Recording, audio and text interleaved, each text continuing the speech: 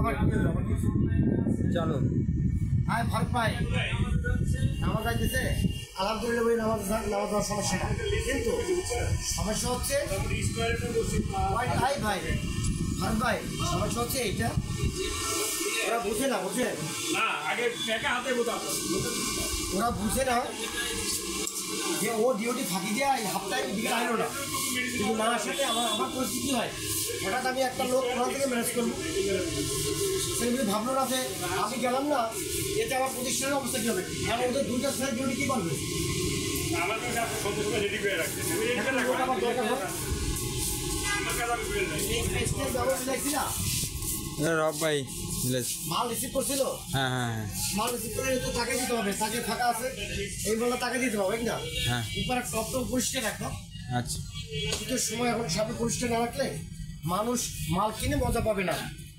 আর এই ছেলেগুলিটা আমি এতভাবে বুঝাই, এতভাবে ওদের স্পিড দিয়ে বাড়াইতে বলি যে একটা লোক না থাকলে অন্য লোকগুলির অবস্থা কী হয়, কাস্টমার কি বলবে আমি আসতে জন্য রেডি হোক, রেডি থাকা লাগবে। হ্যাঁ সেটুকু কি আর তো স্টকে নাই, এখান থেকে এটুকু শেষ করতে হবে। দাম বাইরে গেছে সেটা কথা না, কথা হচ্ছে পরিবেশটা লড়াই ফেলায় আপনার এই ছেলেপেলেগুলি এখন আসে একটু আগে খোঁজ থাকে না, সাকিব গেছে কখন হাই ঘরে গেছে মেয়া সাথে তুমি বুঝে পড়ে দাও তো লোক কোথায় তোরা এই কোথায় এই প্রস্তাবে তো আমি দিয়েছিলাম প্রথম যে ছেলেটা কর্মী যদি মন থেকে কাজ করে কর্মীর সহিত যদি ও কাজ করে তাহলে ওর কাছে দাঁড়ানো যায় কাজের স্পিড ভালো থাকে, কিন্তু ছেলেটা চরম বদল তখন মাথায় ওর ভূত চাপবে মানুষ, কখনো বিভিন্ন জায়গায় প্রোগ্রাম থাকে কোন মেন্টালিতে কী করবে ওই নিজেই ওর নিজের খোঁজ জানে না যে আমার কখন কোনটা এসে করবো ভিতরে সাবধান সময় বাড়াইও না প্রোগ্রাম থাকে বিচার থাকে। হ্যাঁ আপনার 70 টাকা দাম 70 এসে পড়েন ভিতরে এসে পড়েন ভিতরে আসেন কি লাগবে আপনার ওটা কত কেজি লাগবে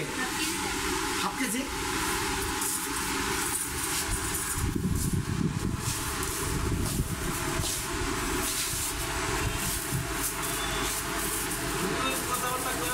আমাদের দাদা এখন দশ মতো কথা কবে আলোচনা করছে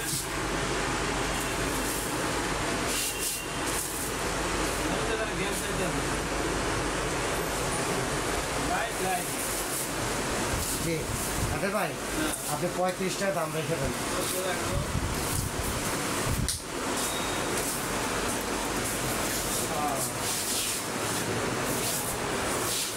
শীতের সময় জুস অনেক খাওয়া দরকার বুঝলেন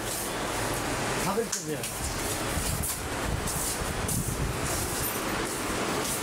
ওই ছেলেদেরকে কীভাবে কমান মানাবো, একদিকে সময় খারাপ দিন খারাপ সব খারাপ, কম্পিটিশান হাই কম্পিটিশান স্টাফরা কম্পিটিশান করতে হবে পুরো হাই, এই কম্পিটিশানগুলি রোধ করবেন কী করে আপনি সব জায়গায় আপনি কর্মচারী পাবেন, তারপরে লেবার পাবেন, ও এই ওয়াটার জন্য মানে এই সমস্তগুলো শর্ট হয়ে গেছে। তাহলে আপনি বুঝতে পারছেন যে এই অটোরিক্সা থাকার কারণে অটোরিক্সার কারণে অনেক অনেক কর্মস্থলে কর্মী শর্ট পড়ে গেছে, কর্মী শর্ট পড়ে গেছে,